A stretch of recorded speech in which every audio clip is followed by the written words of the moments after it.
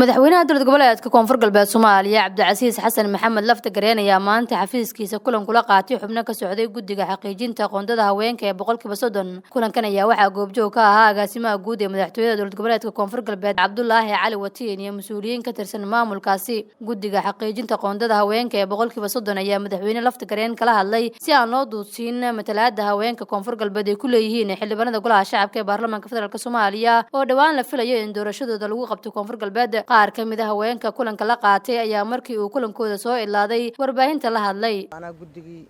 la xandiray meeraay qoondadii haweenka ee meeraay ku qayb galay koonfur galbeed maamooyinkii meeraay habahi eed may bakulmo badan suubani way suubanay gudoomiyaha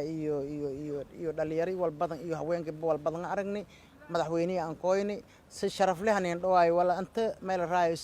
boqolkii 30 ku badan in halaanga iyo meeraajilan ari safaylahan dhawaay madaxweynaha eed aan ka mahadsanyi waan wal ku filadaanigu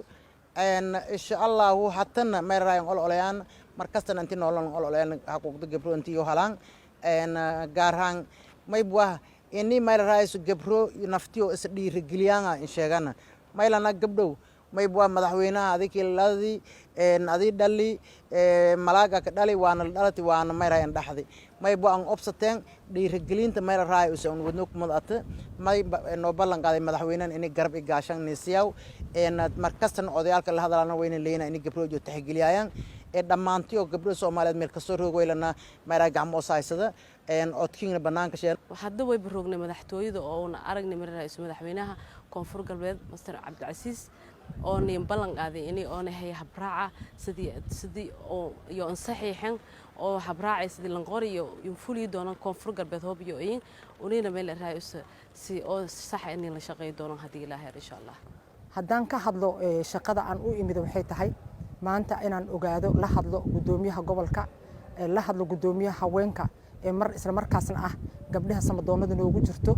marwo maraayo aniga iyo waxaan ahayn Shariifa Cadow waxaan labadeen u soo baxno intuu si aadan xayta waa dalkeenni waa dadkeenni waa dhulkeenni in aan maanta ka soo saarno dad fiican oo awood leh oo waxtar leh inay soo baxaan saas daraadeed aan waxaan rabnaa habraaci oo madaxweynaheena uu ku jiro saxiixayaasha oo runta in laga sheego ay tahay in madaxweynaha uu maxaatirada